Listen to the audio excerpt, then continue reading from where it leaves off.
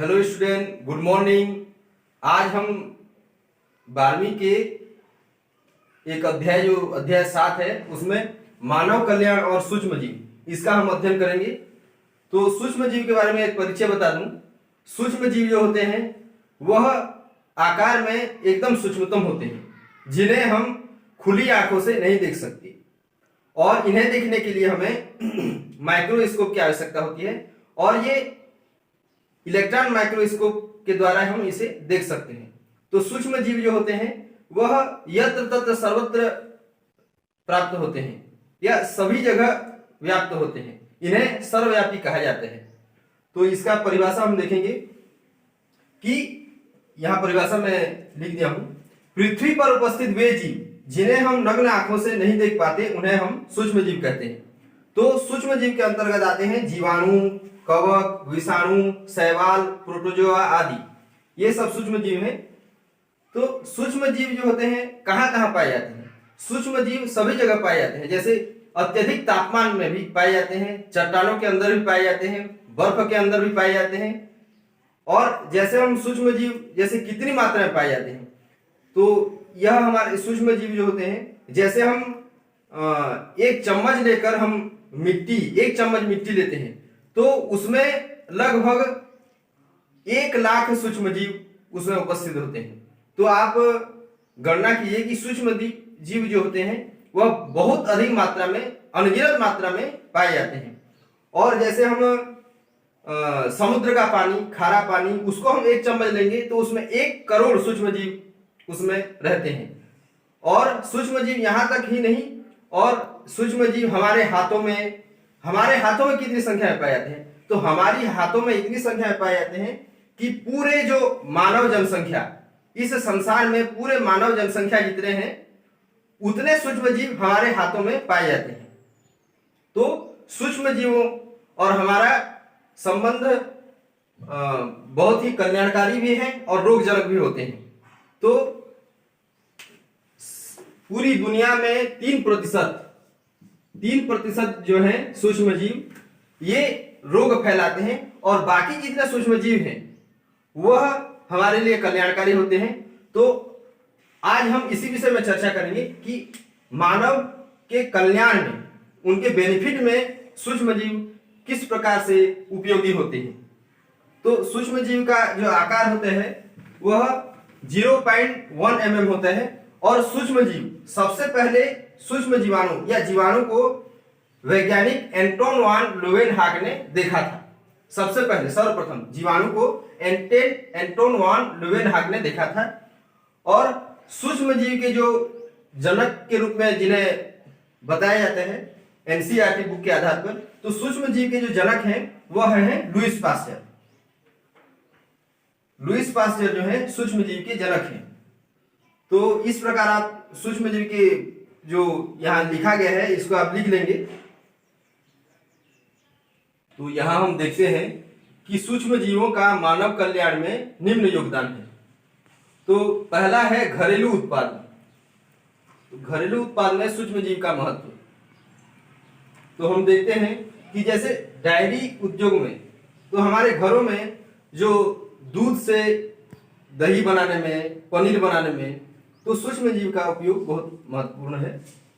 यदि जैसे सूक्ष्म जीव नहीं होता, आप सोचिए सूक्ष्म जीव नहीं होता तो हमें दही जैसे पदार्थ प्राप्त नहीं होती जो उच्च प्रोटीन युक्त हैं। दही में क्या होता है, जो दूध में उपस्थित शर्करा है वह लैक्टिक अम्ल में परिवर्तित होता है। तो लैक्टिक अम्ल में परिवर्तित होने के कारण जो शर्करा है वह दही का निर्माण करते हैं। तो इसमें जो इसके कारक जीवाणु हैं वह हैं स्ट्रेप्टोकोकस लैक्टेस जीवाणु और लैक्टोबैसिलस लैक्टिस। ये दोनों प्रकार के जीवाणु जो है यह दूध को दही में और दूध को पनीर बनाने में यह उपयोगी होते हैं। और हम देखते हैं कि इडली और डोसा बनाने में, जैसे हम इडली डोसा बनाते हैं तो देखते हैं कि वह स्पॉन्जी होता है, वह फुला हुआ होता है या वह क्रिस्पी बनता है। तो वह किस लिए होता है? वह ये सूक्ष्म जीवाणु के कारण होता है। जो सूक्ष्म जीवाणु उसके लिए उत्तरदायित्व है स्ट्रेप्टोकोकस फिकेलिस और ल्यूकोनास्टक जीवाणु। ये अलग अलग जीवाणु हैं। यह दोनों जीवाणु जो हैं यह इडली और डोसा बनाने में यह कारक होते हैं। और यह सी है डबल रोटी बनाने में। तो डबल रोटी जैसे बेकरी उद्योग में हम देखते हैं कि सैक्रोमाइसिन सेरेविसी यह ईस्ट है। ईस्ट भी जो है यह सूक्ष्मजीव के अंतर्गत आता है। तो यह किण्वित करता है और यह बेकरी उद्योग में सैक्रोमाइसिन सेरेविसी जो सूक्ष्मजीव है वह डबल रोटी बनाने में, बेकरी प्रोडक्ट बनाने में यह उपयोगी होता है।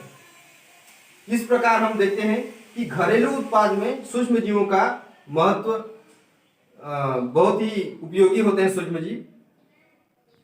तो इसके आगे हम देखेंगे डी पॉइंट।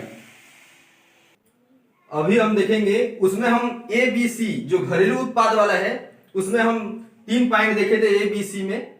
तो उसके बाद हम डी वाला पॉइंट देखेंगे। यह महत्वपूर्ण है। इससे वस्तुनिष्ठ में एक प्रश्न आता ही है। तो एकल कोशिका प्रोटीन एससीपी जिसे कहते हैं, तो कुछ जीवाणु यीस्ट शैवाल जो है उनकी मदद से औद्योगिक स्तर पर प्रोटीन तैयार किया जाते हैं। तो इस कार्य को एससीपी कहा जाता है। पुनः बता दूं कि कुछ जीवाणु जैसे यीस्ट, शैवाल इत्यादि जो होते हैं उनको औद्योगिक स्तर पर, उन सूक्ष्म जीवों को लेकर औद्योगिक स्तर पर प्रोटीन तैयार करना एससीपी कहलाता है। और एससीपी शब्द का जो प्रयोग है सर्वप्रथम जो वैज्ञानिक हैं कैरोल एल विल्सन, इन्होंने एससीपी शब्द का सर्वप्रथम प्रयोग किया था। तो इससे जो है इससे क्या बनता है, एससीपी से जो है इससे विटामिन्स, प्रोटीन, विटामिन्स बनता है, प्रोटीन, खनिज लवण इससे जो है मिलता है या प्राप्त किया जाता है। तो इसमें जो सहायक जो सूक्ष्म जीव है जैसे यीस्ट है, कवक है, रोडोस्यूडोमोनास,